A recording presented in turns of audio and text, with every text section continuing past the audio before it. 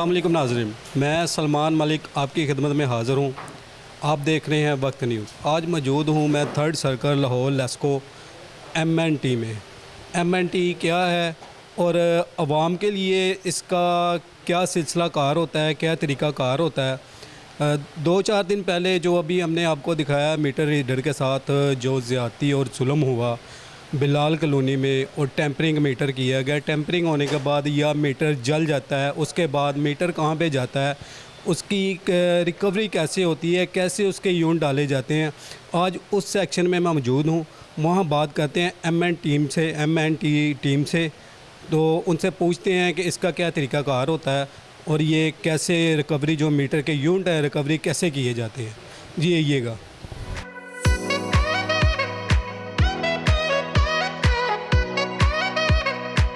जी नाज़रीन, मेरे साथ अभी मोहम्मद असगर साहब असगर भाई मौजूद हैं जो MNT में मीटर चेकर और मीटर चेकिंग करते हैं।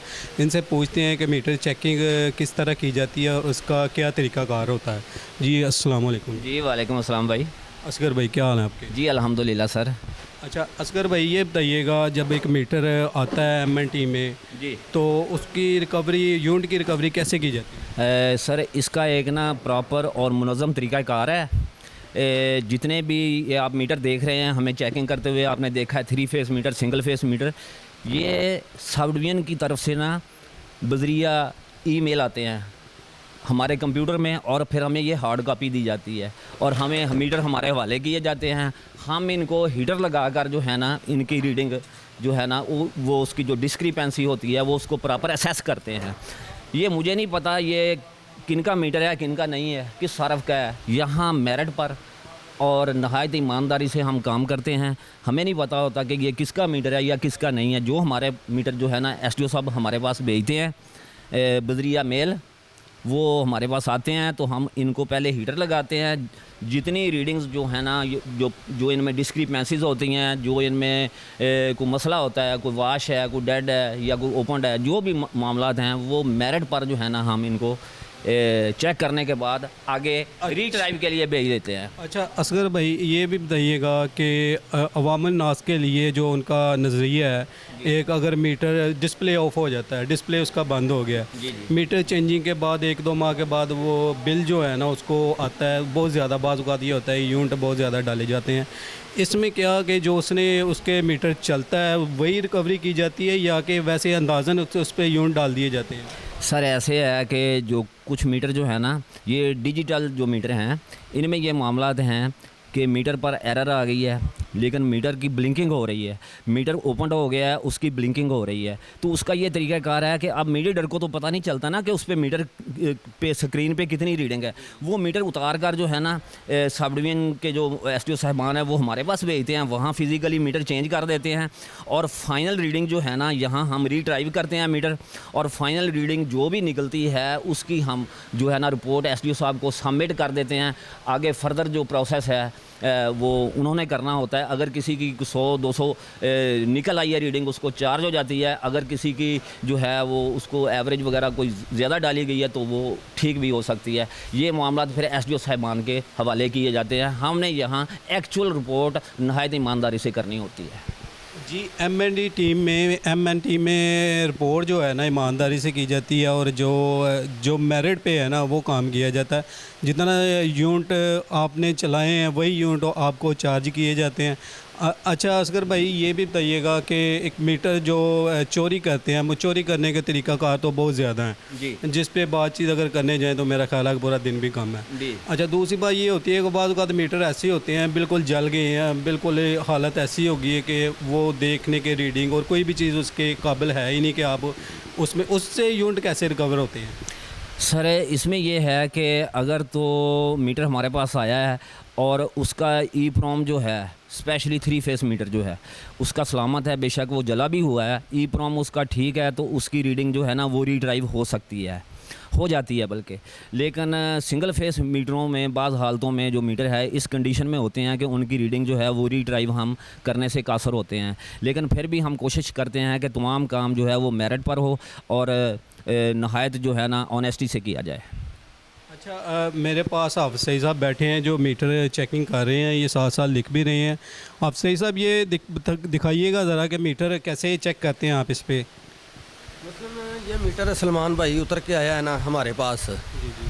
अब हमने इसको फिज़िकली सारा देखना है। एमएनटी का काम है फिज़िकली, क्योंकि इसके अंदर टेम्परिंग तो नहीं। तो दूसरा इसकी हमने रीडिंग देखनी है कि इसकी रीडिंग कितनी है, ये चीज़ें हमने देखनी होती हैं। इधर इसमें लोड डालना है। हमारा ये हीटर लगा हुआ है, ये हीटर 1 किलोवाट का हीटर है। हमने देखना क्या 1 किलोवाट के हीटर पे इसकी स्पीड ठीक है, सबसे जो मेन चीज़। अच्छा आफज भाई ये ज़रा थोड़ा सा लोड डाल के दिखा सकते हैं हमें कैसे लोड डाला जाता है इस पर?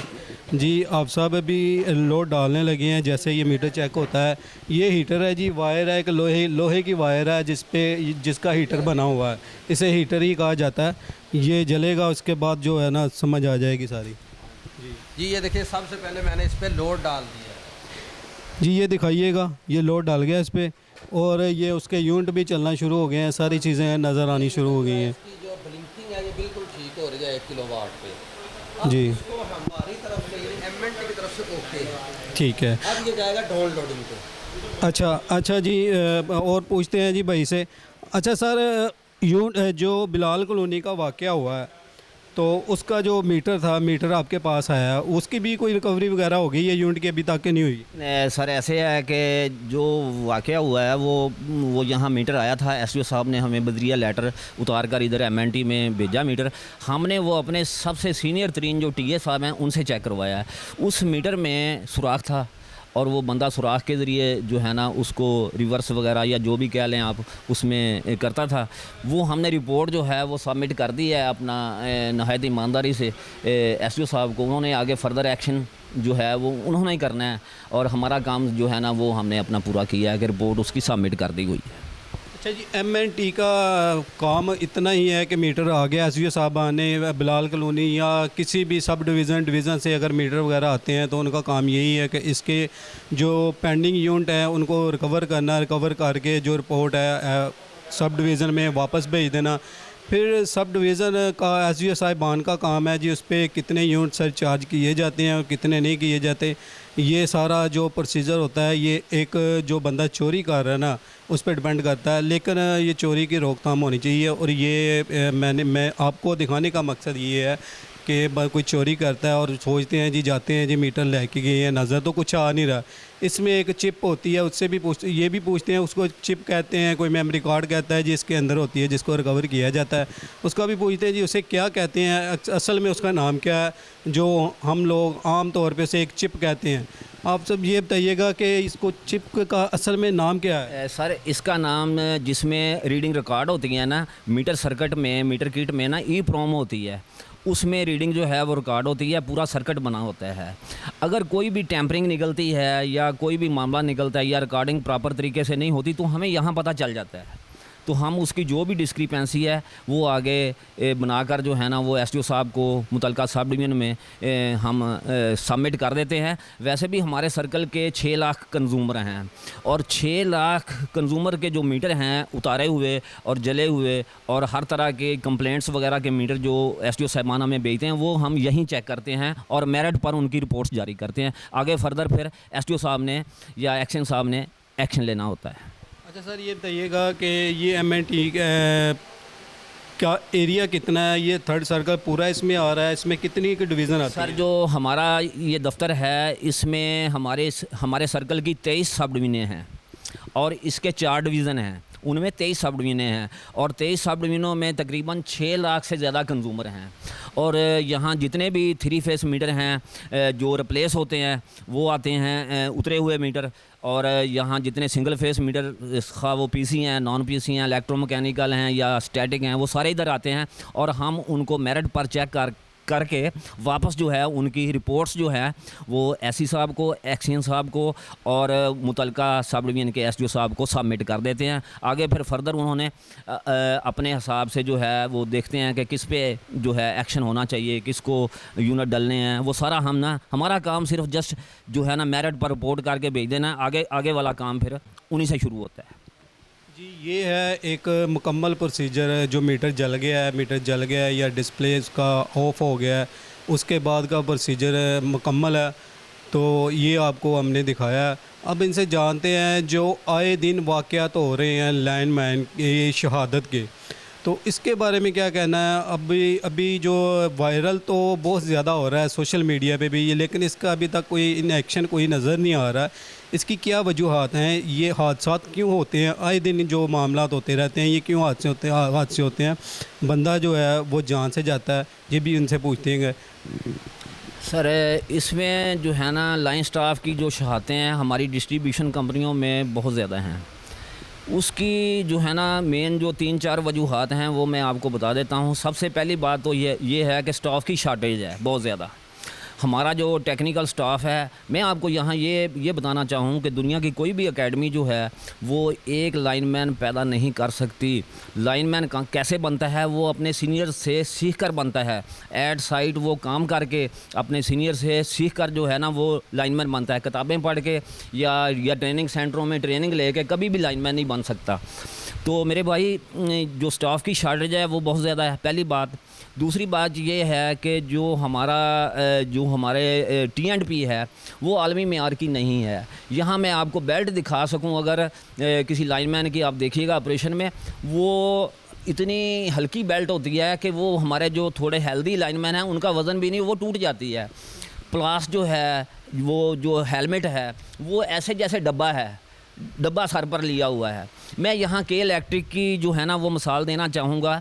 के इलेक्ट्रिक पाकिस्तान में वाहिद कंपनी है, उसमें 100 ख़राबियाँ होंगी, और लेकिन लाइन स्टाफ के हवाले से उन्होंने जितना काम किया है उसकी मिसाल देना भी बहुत मुश्किल है। हमारी डिस्ट्रीब्यूशन कंपनियाँ तो वहाँ तक जा नहीं सकती। उन्होंने अपने लाइनमैन की हिफाजत के लिए आलमी मेयार की जो बेल्ट है वो दी है। इसके अलावा तमाम जो टूल्स हैं वो सारे आर्मी मेयार के हैं। सबसे बड़ी बात जो हेलमेट है उनका वो भी आर्मी मेयार का और फेस शीट वाला है कि स्पार्किंग हो तो चेहरे पर ना पड़े। उन्होंने बहुत ज़्यादा इम्प्रूवमेंट किया है। और सबसे बड़ी बात, उनका कोई भी लाइनमैन है, यहाँ तो हम देखते हैं ना कि हमारे जो बाज़ लाइनमैन हैं वो भी थोड़ी केयर नहीं करते। वहाँ लाइनमैन जो है के इलेक्ट्रिक में उसकी ज़रूरत नहीं है कि अगर उसने ज़मीन पर खड़े होकर भी एक तार को जो है ना वो यानी ठीक करना है ना, तो उसकी ज़रूरत नहीं है कि वो उस पर हेलमेट ना ले, उसकी बेल्ट ना हो, फेस शीट वाला हेलमेट, बूट ना पहने हो और वर्दी ना पहनी हो। तो मेरे भाई ये नहीं कि अगर कहा जाए कि आलमी मेयार की हमें T&P जो है वो ज़रूरत है। और तीसरे नंबर पर दो बातें होगी। तीसरे नंबर पर जो है वो इनको प्रॉपर ट्रेनिंग दी जाए और जो असली वाली ट्रेनिंग है वो दी जाए। ये खाली जो है ना हम इधर जो है ना वो करते हैं सेमिनार मुनक्कद करते हैं, सेफ्टी सेमिनार, ये बातों से काम नहीं होने वाला। ये इनको proper training, practical proper training. और मैंने आपको पहले भी बताया कि अपने सीनियर लाइनमैन से ही लाइनमैन बनता है। दुनिया की कोई अकाडमी इस तरह नहीं बना सकती। ये खाली जो जमा खर्च है इसमें हमें हमारी जो यूनियन है उसको भी करना चाहिए और अथॉरिटी को भी सोचना चाहिए कि ये जो बेचारे लाइनमैन हैं इनके भी बच्चे हैं, इनके भी फैमिली होती है, ये बेचारा शहीद होता है और इनको जो शहादत, और हम इनकी शहादत को भी नहीं मानते। यकीन माने बाद जो लाइनमैन हैं वो शहीद हो जाते हैं ऊपर और उनका ही कसूर बना दिया जाता है अथॉरिटी की तरफ से कि जनाब ये खुद ही उन्होंने कोई कसूर किया। हालांकि इसमें बड़े प्रॉब्लम है, उनको जो है ना वो परमिट नहीं टाइम पे मिलता और जो परमिट के लिए 2-2 घंटे उनको इंतज़ार करना पड़ता है कि जनाब फिर वो ऑफिसर जो है उनको मजबूर भी कर देते हैं बाज़ औक़ात कि यार ऐसे ही कर दो, थोड़ा सा तो काम है। ये नहीं करना चाहिए। लाइन स्टाफ को भी सोचना चाहिए कि हमने बग़ैर सेफ्टी इक़दामात के, बग़ैर परमिट के लाइन पर काम नहीं करना। ये अथॉरिटी भी हमारी मना करती है और किसी कीमत पर भी इस पे हमने खंबे पे काम नहीं करना चालू लाइन पे। जी बिल्कुल, अगर देखा जाए तो लाइनमैन अगर काम ना करें तो इनकी किट भी के इलेक्ट्रिक तरह। अच्छा मैं आपको बताता चलूँ जी, के इलेक्ट्रिक पाकिस्तान का ही इलाका है, पाकिस्तान का ही शहर है। कराची वाली साइड पे, सिंध वाली साइड पे के इलेक्ट्रिक है। के इलेक्ट्रिक का जैसे कहते हैं जी वहाँ पे लोड शेडिंग बहुत ज़्यादा है बहुत, लेकिन उन्होंने अपने मुलाजमीन के लिए काफ़ी सारी सहूलियात दी गई हैं, उनको दी गई हैं। ये आप सुन सकते हैं कि मुलाजिम किस बानी सुन सकते हैं जो कि वापडा के ही मुलाजिम हैं, लेस्को के ही हैं वो। तो आया कि ये पंजाब में या लाहौर में, लेस्को में ये चीज़ें क्यों मुहैया नहीं की जा रही? अगर कराची में हो सकती हैं तो यहाँ पे क्यों नहीं हो सकती? ये होनी चाहिए। ये लाइनमैनों को भी चाहिए कि वो अपना काम जो है ना करे, तब तक ना करे जब तक कि उनको सेफ्टी किट पूरी मुकम्मल तौर पे मुहैया नहीं की जा सकती। हम भी देखते हैं बाद औक़ात हमारे लाइनमैन भाई, उनकी बाद औक़ात होती है छोटी मोटी गलतियाँ कि वो वैसे ही गए हैं जी तार लगाना शुरू कर दी है, जहाँ पे भी आए, जहाँ पे भी बैठे हैं, एक प्लास पकड़ा हुआ है और मेन तार को छेड़ना शुरू कर देते हैं। यही वजह, इस वजह से अगर बंदे का नहीं भी, बंदे की गलती नहीं भी, किसी लाइनमैन की गलती नहीं भी है, वो शहीद हो गया, तो इसी बात को वो लेके जो है ना अदारा जो है सारा का सारा मलबा उसके ऊपर डाल देता है। इसकी जो है ना एक जान चली जाती है ना बंदे की, तो उसका हर जाना कोई पूरा नहीं कर पाता। उसके साथ एक ख़ानदान, एक घर का पूरा घर तबाह होता है। तो इसके लिए बेहतर इक़दाम होने चाहिए। तो मज़ीद क्या कहते हैं आप इस बारे में? सर मैं मज़ीद ये कहना चाहूँगा कि जो हमारा लाइन स्टाफ है इनकी बहुत ज़्यादा शातें हैं। इस जो हमारा जो डिस्ट्रीब्यूशन सिस्टम है ये पाकिस्तान में इंतहाई नाकस है। इसको बाकायदा तौर पर जो है ना, इसको जो क्या कहते हैं उसको कि इसको अपग्रेड नहीं किया जा रहा। सिस्टम को हमारे अपग्रेड होने की ज़रूरत है। सबसे ज़्यादा जो एलटी सिस्टम है हमारा वो भी अपग्रेड होना चाहिए। अच्छा सर, ये बताइएगा कि अपग्रेड कैसे होगा, क्या काम होगा तब इसके बाद ये अपग्रेड होगा? सर ऐसे है ना कि देखें आजकल जो लोड है वो दिन ब दिन जो है ना वो लोड हर घर का जो है, हर फैक्ट्री का ज़्यादा हो रहा है। ठीक है, ट्रांसफार्मर फ़र्ज़ किया 100 का लगा है, उसको 200 का करना चाहिए, उसको 400 का करना चाहिए। रिक्वायरमेंट के मुताबिक जो हमारी एलटी जो है वो जहाँ कहीं वो टूटी हुई हैं तारें या जमगटे लगे हुए हैं, वहाँ उनको प्रॉपर तौर पर जो है ना उनको उनकी सफाई करनी चाहिए। यहाँ आप देखें तारों के जाल बिछे होते हैं, जोड़ नंगे नज़र आते हैं, इनकी सारी मुरम्मत होनी चाहिए। इसको सारा ठीक करना चाहिए सिस्टम को। खुसूसन एलटी सिस्टम जो है ना हमारा वो बहुत नाकस है। मैं आपको यहाँ बताता हूँ कि ये क्रिएटिव कंपनी को हमारी लेस्को ने ठेका दिया था। इसमें जो है हमारा करीम पार्क है, बलालगंज है, इधर वो सेक्रेटेरिएट के पीछे जो है वो दफ्तर है, मजांग है। तो इस इलाके में कोई 8-10 सब डिवीज़नों में उन्होंने, अंदरून शहर है सारा, उसमें उन्होंने गोले डाल दिए हैं। वो मोटा गोला डाल दिया है। एक दो फ़ायदे हुए हैं उससे। एक तो ये है कि कोई अगर सार्फ जो है वो उससे डायरेक्ट तार लगाना चाहे वो नहीं लगेगी, इससे महकमे को फ़ायदा होगा। दूसरा ये हुआ कि जो जोड़ है, नंगे हादसात का ख़तरा था, आए दिन तारें जल जाती थी, वो भी मामला ठीक हुए हैं और उनके मीटर लगाए गए हैं 5 फुट की हाइट पर। ये बहुत अच्छा काम किया हमारी अथॉरिटी ने, उनको ठेका दे। सर गोले की बात जो है हम समझते हैं, आप समझते हैं, बाद सार्फिन ऐसे हैं जिसको गोले की समझ नहीं आती। गोला अमीन होता है, इसके ऊपर प्लास्टिक का कवर है, अंदर उसकी शीट है, जैसे एक केबल की तार होती है, इसके अंदर इसी चीज़ को गोला कहा जाता है। जी सर ऐसे ही है। जो मैं आपको यहाँ फिर के इलेक्ट्रिक की मिसाल देना चाहूँगा कि इलेक्ट्रिक ने 85% अपना जो एलटी सिस्टम है उसको एबीसी बंडल कर दिया है। यानी वो वाली वायर्स डाल दी हैं मेन लाइनों पर, एलटी में वो वाली वायर्स डाल दी हैं जिन पर कुंडा लग नहीं सकता। कुंडा यानी वो वहाँ तक नहीं लगेगा। तो हमारे जो, और उन्होंने जो कराची में इतनी ज़्यादा बिजली चोरी होती थी वहाँ अब उसकी रेशो इंतहाई कम हो गई है। सिर्फ उन इलाकों में रह गई है जहाँ भी काम होना है। 85% उन्होंने एलटी सिस्टम अपग्रेड कर दिया और एबीसी बंडल कर दिया है। हमारी अथॉरिटी को भी चाहिए कि अपने एलटी सिस्टम को जो है वो अपग्रेड करें और कोशिश करें कि जो जहाँ चोरी ज़्यादा होती है वहाँ जो है ना चोरी वाले इलाके उनको पता होता है, सारी उनके पास लिस्टें मौजूद होती हैं, तो वहाँ जो है ना वो एबीसी बंडल जो है ना वो वायर्स को करें। इससे 2 फ़ायदे होंगे, इससे लाइनमैन की भी सेफ्टी होगी, हादसात की शरह भी कम होगी और जो है इससे चोरी का जो है ना वो भी मसला हल होगा, वो भी कम होगी। जी बिल्कुल। गोले की शरह जैसे कराची में गोला ज़्यादा से ज़्यादा डाला गया है, इसकी शरह में कमी, यानी कि बिजली की चोरी की शरह में कमी देखी जा सकती है। और अगर जाहिर सी बात है जी, अगर एक मुलाज़म बंदा जो एम्प्लॉय है वो कह रहा है कि जिसकी चोरी की शरह में कमी होती है तो वो होती है। एक चीज़ ही ओपन है, नंगी तारें हैं, कोई भी कुंडी डाल के चोरी करता है। तो ये चीज़ें सारी लेस्को में भी होनी चाहिए, सारा काम होना चाहिए, इस साइड पे भी होना चाहिए। एक तो सेफ्टी, जान की सेफ्टी है। कोई मेन तार, अगर पिछले दिनों की बात है, कोई एक मेन तार टूटी है तो भैंसें जो काफ़ी सारी हैं वो मर गई हैं, एक बंदे का इतना नुकसान हो गया। अगर वही केबल जो दूसरी होती, एलटी गोला होता, तो ये नौबत ना आती, ना उसका ये हादसा होता। अगर उसके ऊपर कोई चीज़ गिरती है तब भी वो स्पार्क होकर टूट जाती है। गोले में ये चीज़ें नज़र नहीं आती।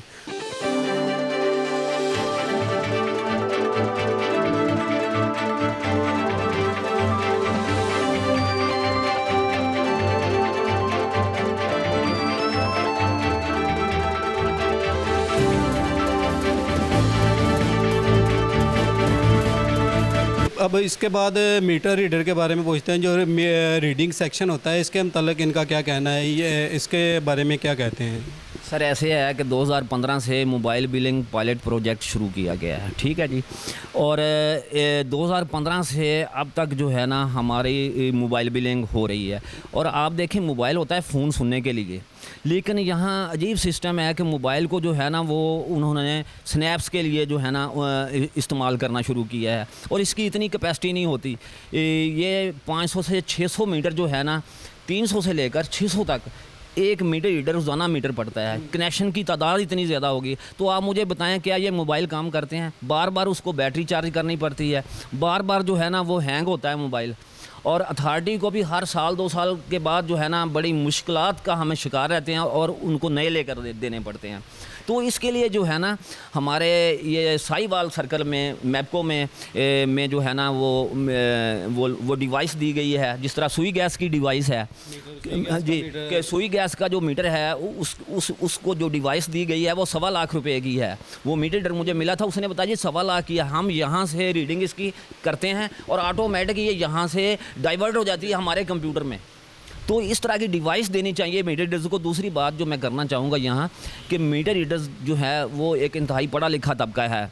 और जब से ये मोबाइल बिलिंग आई है इससे मीटर रीडर का काम बहुत ज़्यादा बढ़ गया। वो एक फ़ोटोग्राफ़र भी बन गया है और डाटा एंट्री ऑपरेटर भी है। उसने बैच भी कंपाइल करना है, हर तरह का उसने काम करना है, उसने चोरी भी पकड़नी है।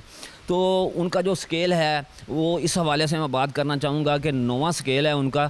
तो इतने पढ़े लिखे और इतना अहम तबका जो कि एक महकमे का कैश बॉक्स है, तो उनके हवाले से भी अथॉरिटी को सोचना चाहिए कि उनका जो स्केल है वो डाटा एंट्री ऑपरेटर जो आरओ में बैठे हैं और जो कमर्शियल जो काम करते हैं ये तस्वीरों को सॉर्ट आउट करने का, उनका 14वां स्केल है। तो मेरी अथॉरिटी से ये भी गुजारिश है इनको स्केल 14वां दिया जाए।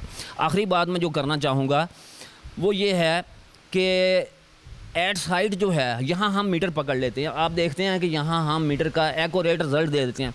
मीटर रीडर एट साइड क्यों नहीं पकड़ सकता? ये बड़ी अहम बात है। चोरी को रोकना है ना आपने, तो एट साइड तो डिजिटल मीटर लगे हैं, क्यों नहीं पकड़ सकता? उनकी ट्रेनिंग का कोई प्रॉपर इंतज़ाम ही नहीं किया गया।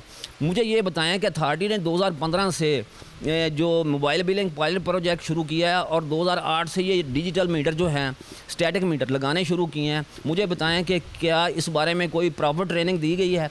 भाई इलेक्ट्रॉनिक्स ये मीटर हैं, इसके अंदर किट है, इसके बारे में उनको मालूमात मुहैया करें। वो गरारी वाले मीटर तो रहे नहीं। तो मीटर रीडर्स की जो है ना वो जब तक प्रॉपर ट्रेनिंग नहीं होगी तो उस वक्त तक ये बिजली चोरी की रोकथाम नहीं होगी, क्योंकि मीटर रीडर वो वाहिद आदमी है जिसने हर मीटर तक पहुंचना है और हर घर तक जाना है। उसको जो पता होता है वो किसी और को नहीं। अब उसे खुद मालूम नहीं कि मीटर है क्या। अब इधर किसी भी मीटर रीडर को बुला लें और ये मीटर पूछें उससे क्या है, उसको पता ही नहीं। ईप्रोम क्या होती है, सील कैप्स क्या होती हैं, अंदर किट क्या होती है, ये उसको पता ही नहीं है। तो उसके लिए प्रॉपर ट्रेनिंग जब तक जो है ना वो साइंटिफिक बुनियादों पर नहीं होगी तो उस वक्त तक बिजली की चोरी की रोकथाम नहीं होगी। हमसे इधर पूछने आते हैं लोग कि सर ये कैसे पकड़ना है, एक्यूरेसी निकालने का पता नहीं है। ये सारी चीज़ें साइंटिफिक बुनियादों पर सिखानी चाहिए और आज के दौर के मुताबिक सिखानी चाहिए उनको। जी बिल्कुल, आपने बातें सुनी जो इंतहाई दिलचस्प और हैरत अंगेज़ भी हैं। और ये चंद तब्दीलियाँ अगर की जाएँ तो बिजली चोरी की रोकथाम में बहुत ज़्यादा कमी क्या किसी हद तक 80 से 90% आपको कमी नज़र आएगी बिजली चोरी में। तो बेहतर है कि ये इन वाक़यात की रोकथाम के लिए ये जो तब्दीलियाँ हैं ये की जाए। मीटर रीडर को ट्रेनिंग दी जाए, जो लाइनमैन हैं उनकी किट कंप्लीट की जाए। जी मुझे दीजिएगा इजाज़त। देखते रहिएगा वक्त न्यूज़। कैमरामैन टीम के साथ सलमान मलिक, वक्त न्यूज़ लाहौर।